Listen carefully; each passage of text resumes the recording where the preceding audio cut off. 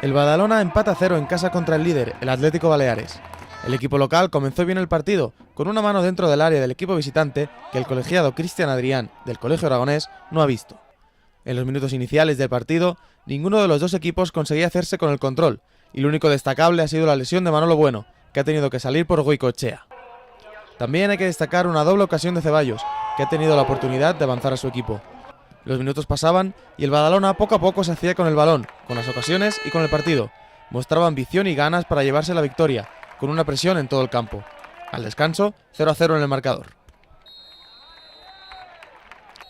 La segunda parte seguía con la misma tónica que la primera, con un Badalona fuerte y compacto.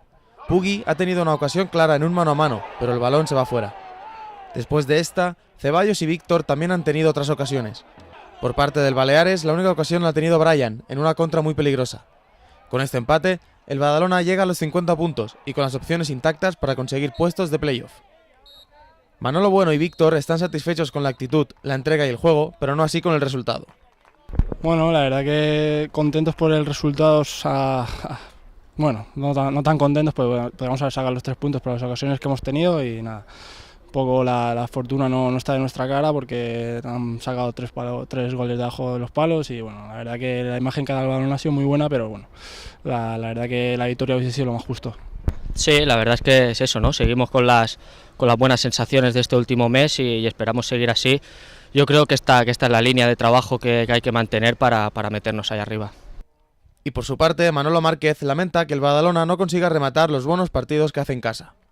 Felicitar l'equip i continuar perquè aquesta és la línia. Més no podem fer.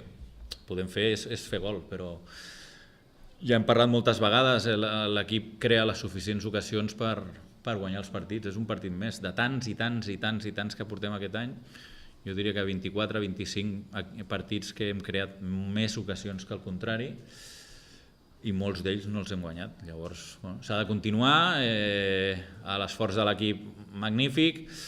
Ara llàstima que tenim 2 baixes per dijous amb targetes, Pellegrí i Manolo Bueno, i una altra batalla ja a Xàtiva.